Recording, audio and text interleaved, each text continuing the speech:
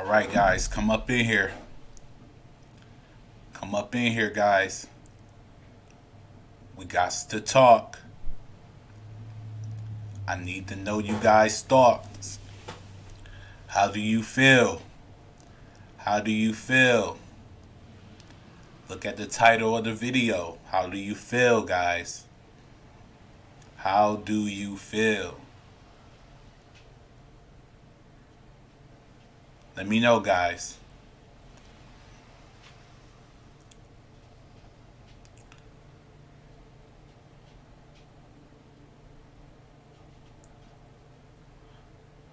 Trying to wait a little bit till some people come up in here. Let me share this right now. Matter of fact, since I'm here, let me share on Twitter.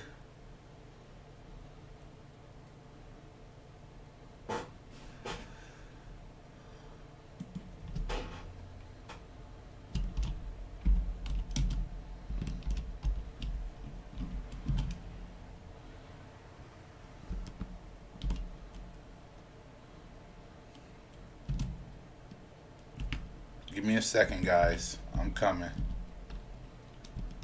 Just want to share this out.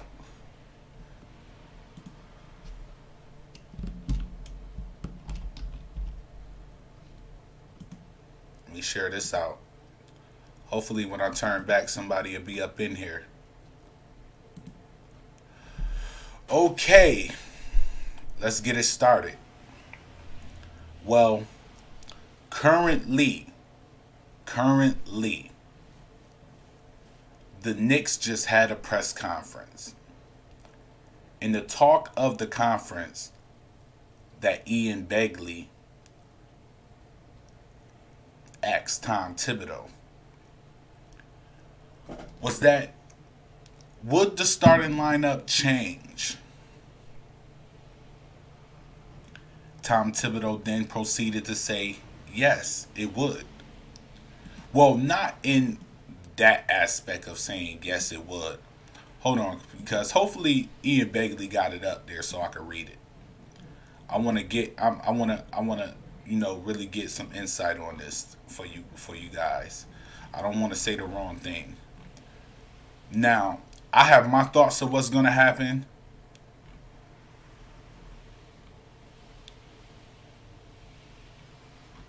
Well, they really don't got it up here right now, so I really can't say nothing about it. But let's talk about it.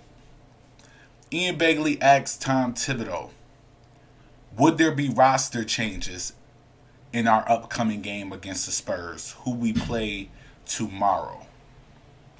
I hope you guys will be there.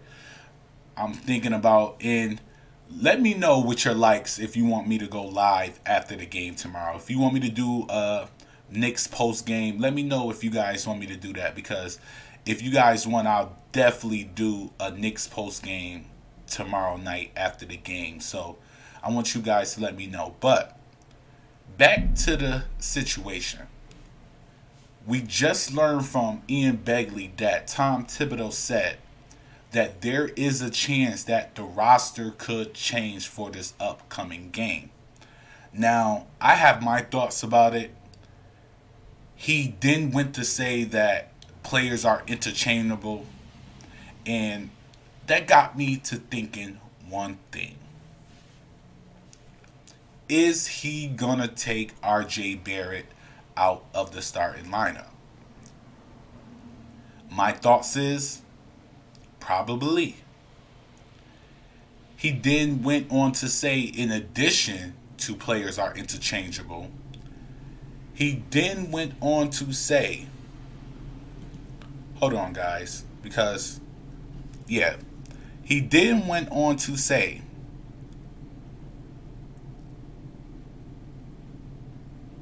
in addition to players being interchangeable,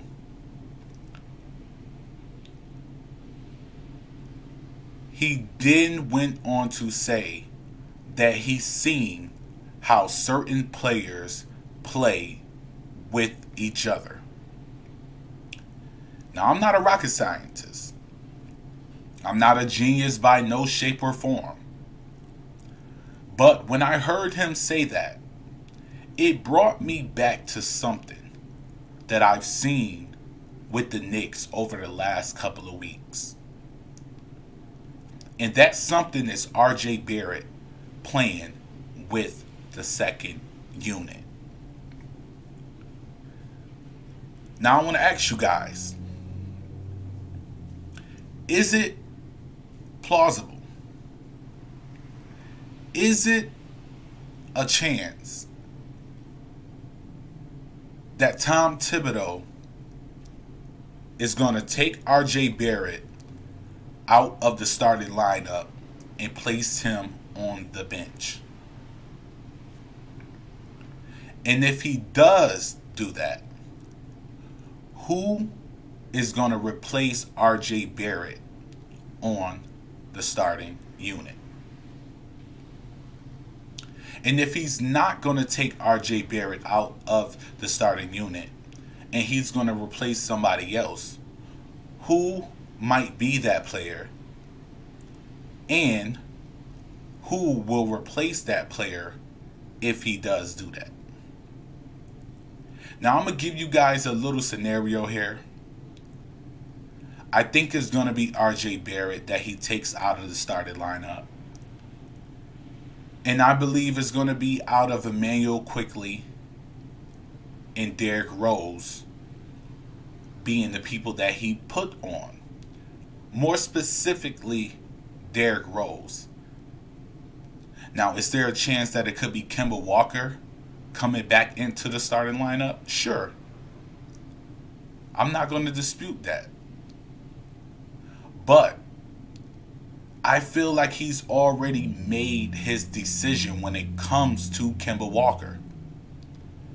I feel like he's already had it in his mind of what he wanted to do at the beginning of the season. I believe, you guys know, I made a video about a couple of months ago about Tibbs not being a true fan of RJ Barrett.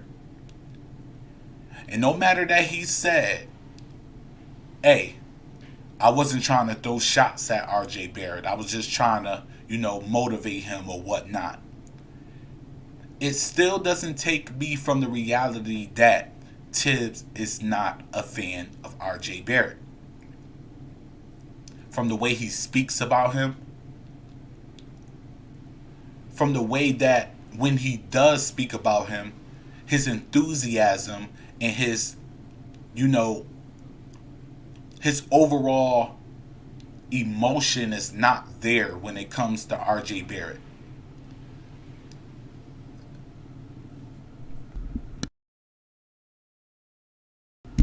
He doesn't speak about RJ Barrett the way he talks about Emmanuel Quickley.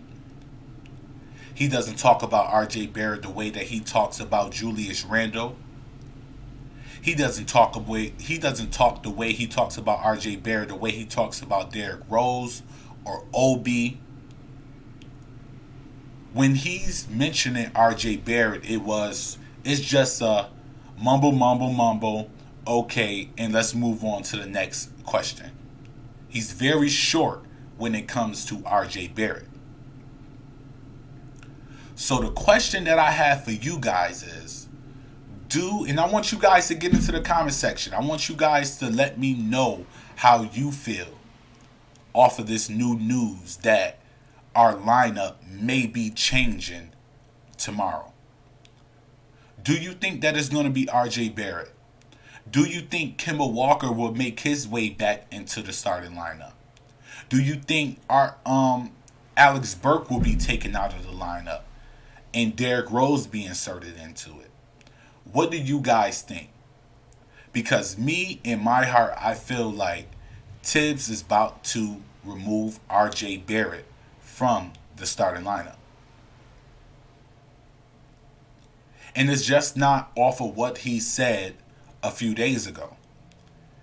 It's something that I've seen from Tibbs since last season. He's never been a big fan of RJ Barrett. And sure, he acknowledges, when RJ Barrett puts in the work or whatnot.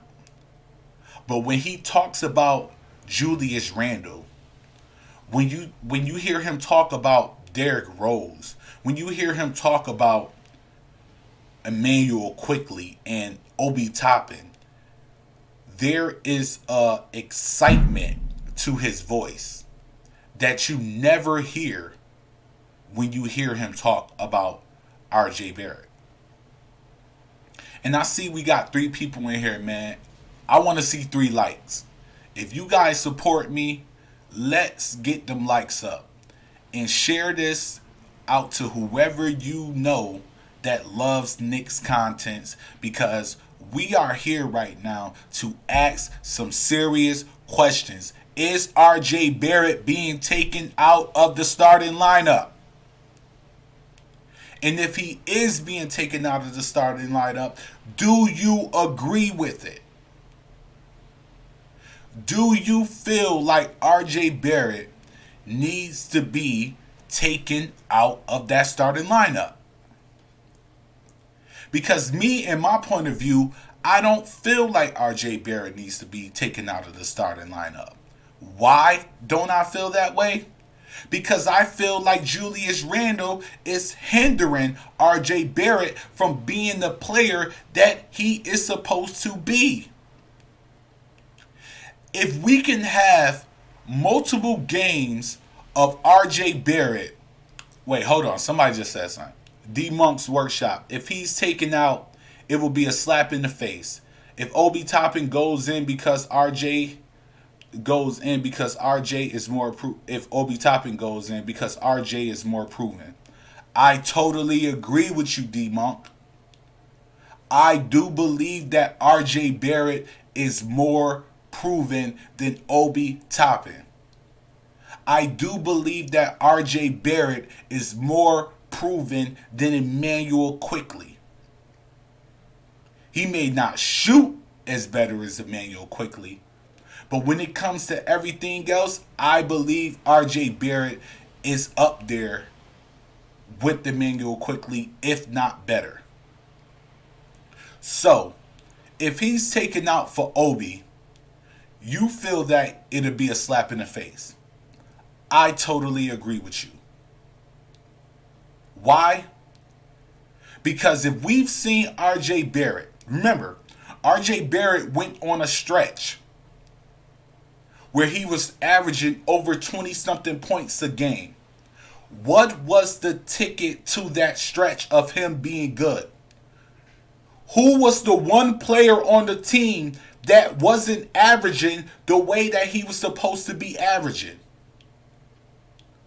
Julius Randle. Anytime that RJ Barrett plays good, who doesn't play well? Julius Randle. In the stretches where Kemba Walker was also playing good, who was also playing good alongside Kemba Walker? RJ Barrett. Who was not playing good alongside Kemba Walker when Kemba Walker was averaging 20-something points per game for the Knicks when he went on that little stretch? Julius Randle. Julius Randle, when other players, and I just said, and shout out to Blorn's Tears. I'm pretty sure the majority of you guys know he came from Nothing But Knicks and now he got his own channel. Shout out to Blorn's Tears. I was just talking about this on Blorn's Tears. Julius Randle stops the offense. How many times have we seen Julius Randle come up the court and RJ Barrett is open, and what does he do? He rather pass it off to another player before he gives the ball to RJ Barrett. That is what Julius Randle rather do. And no, I'm not trying to go on no Julius Randle slander. What I'm trying to say is, this is what I'm trying to say to you guys. If RJ Barrett is taken out of that starting lineup, the Knicks will not only go down, but they will not see the playoffs this season.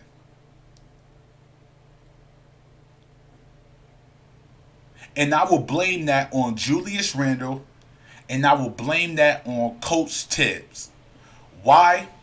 Because you don't include RJ Barrett in the offense as much as you should. You didn't incorporate Kemba Walker in the offense as much as you should. You didn't include Evan Fournier in the offense as much as you should. Every single time that the ball came up the court, who hands do it land in? Julius Randle. What does Julius Randle do every single time? He tries to back his way into the paint. What do the other people do? They crowd him. They already know what he's going to do. Does he pass it off to RJ Barrett? No. 80% of the time, what does Julius Randle do? He goes up and takes a bad shot, or he try to pass it off to somebody else and wind up with a turnover. Not saying that he doesn't pass RJ Barrett the ball. I'm not going to say that. What I'm saying is, if the offense is purely focused on Julius Randle, and Julius Randle stop gaps the ball every time, how can the other players eat? I agree with you, D-Monk. And that shouldn't be the case. It shouldn't be the case that because we're paying him this amount of money, this is where politics come into play. It shouldn't be that we're paying him all of this money that he has the right to fade out our future star. When we drafted RJ Barrett 3rd overall, we drafted him with the mindset that he is our future star. Sure, we got Julius Randle. Sure, Julius Randle is more developed than RJ Barrett. But can Julius Randle take us to the promised land? The answer is no. Julius Randle cannot take us to the promised land. He cannot. And if you continue to let him stop gap the ball, all it's doing is hurting your other players. So, let me know, guys. Who do you think is leaving the starting lineup right now? Because we got the breaking news. He said that there might be a change to the starting lineup. Who is going to move? You right. You right, D-Monk. He is not that guy. He is not the guy that's going to lead us to the promised land. He is not the guy that's going to take us there. Julius Randle was not that guy. Am I saying trade him? No. But am I saying to run the offense through somebody else besides Julius Randle? Yes. That's what I'm saying.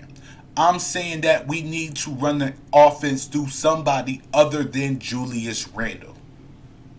Because as long as he's touching the ball, we will never have a cohesive offense.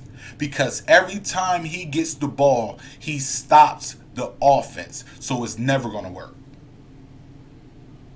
But I'm just, I'm not going to hold you guys that long. I just wanted to, do this little breaking news because I seen it. I don't know whether you guys seen it, but I seen it.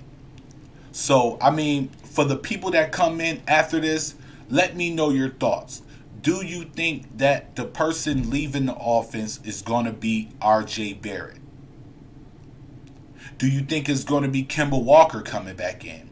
Do you think Alex Burke is going to get taken out of the offense again? Do you think that Evan Fournier could be taken out of the offense? What do you guys think? Until next time, man, peace.